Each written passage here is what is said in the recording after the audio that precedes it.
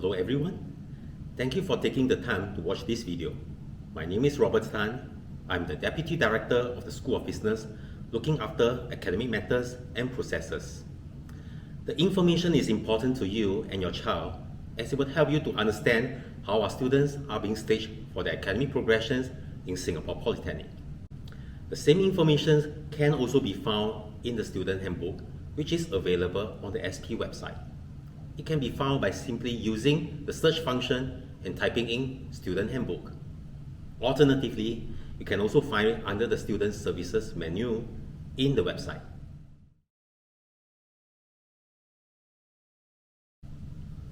A student's full-time education in Singapore Polytechnic is a 3-year course.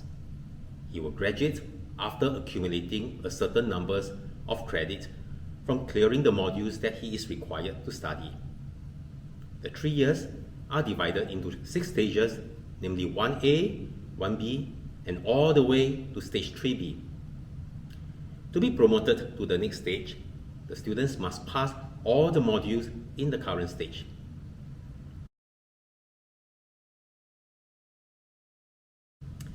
Unlike in GCE A level, where the students sit for exam at the end of their study that will determine their grades, the assessment in Singapore Polytechnic for our modules are continuous and progressive.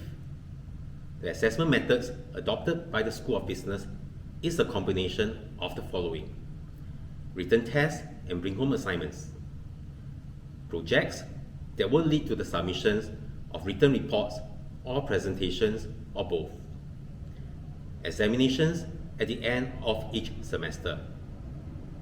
And to encourage active learning by the students, the level of participation in class activities are also assessed by the tutors and are counted towards their final grade.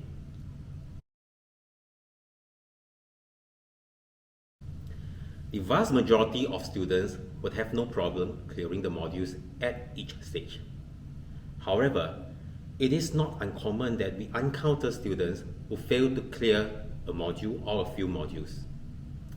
The consequence for failing a module is that the student will not be promoted to the next stage and he must repeat the module that he failed.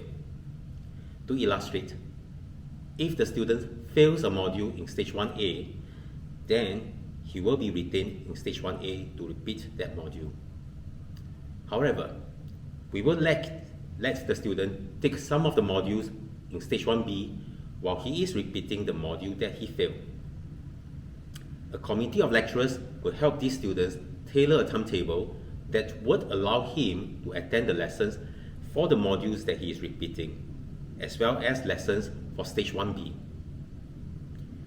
To ensure that we do not have students who fall through the cracks unnoticed, personal tutors are assigned to monitor the students' progression and to provide necessary guidance to students who are struggling.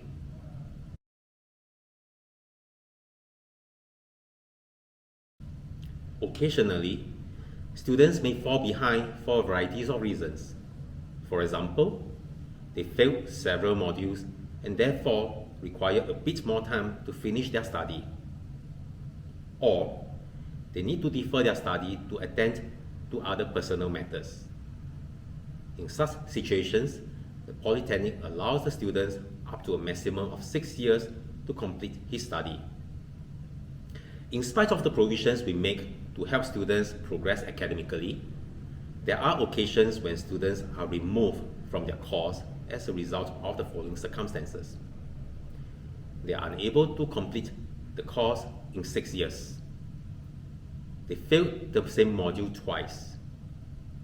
They were absent for all the exams in a semester without a valid reason, or they attained less than 35 semester average in that semester.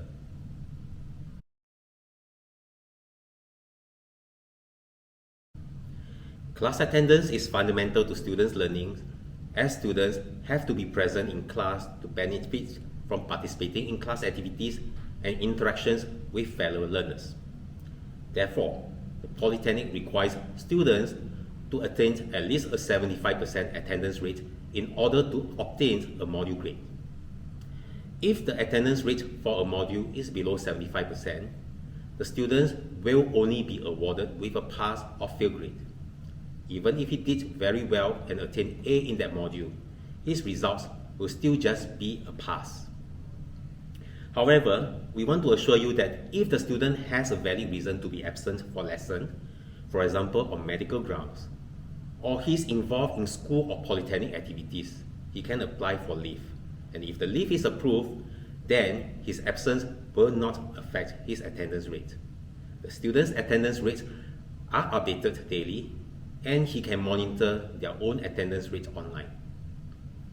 Once a student's attendance rate falls below 85%, he will receive a reminder. At the same time, parents will also be notified via a letter sent to his house. The student's personal tutors will also be notified.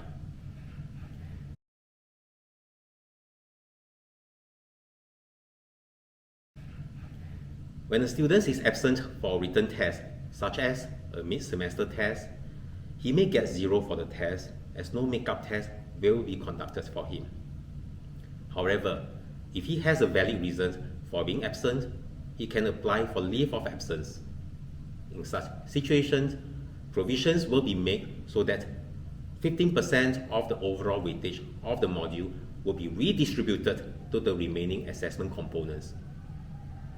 For example, if the student misses his mid-semester test with a 20% weightage and he has an approved leave of absence, the base mark used for computing his overall grade will be lowered from 100 down to 85%.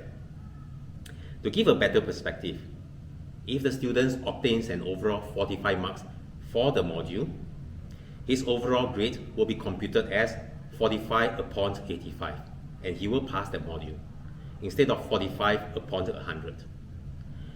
However, these provisions will not be applicable if the assessment he missed is a non-redistributable component. Some of our modules have non-redistributable components. So students, do find out from your module tutor which are the non-redistributable components in the modules that you are taking.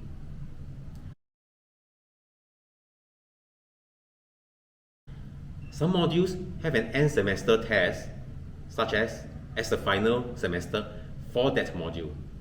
If a student is absent from the end of semester test, he will also get 0 for the test unless he has an approved leave of absence. In such a case, he can resit for the end of semester test when the test is being conducted in the subsequent semester. However, this is provided the student has reasonably good results for the other assessments that he has set for, as well as good attendance rate. If the above criteria is not met, he will be required to repeat the whole module again. This practice is similar if the student is absent for an exam paper.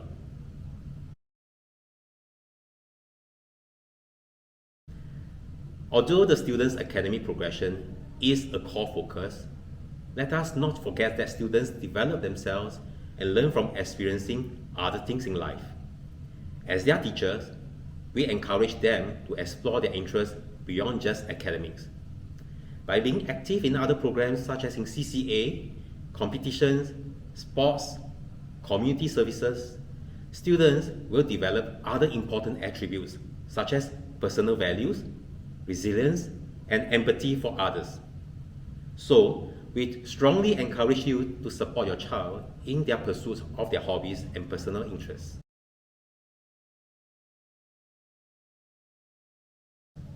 Over the years, Singapore Polytechnics has built a very vibrant student community and set up many clubs and interest groups to cater to students with different interests.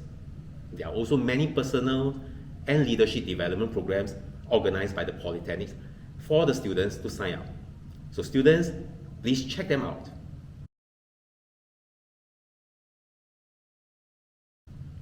Lastly, I would like to point you to our academic calendar so that you know when the major assessments, exams, and school holidays are going to take place.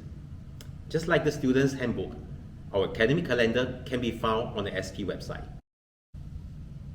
Once again, thank you for your time watching this video.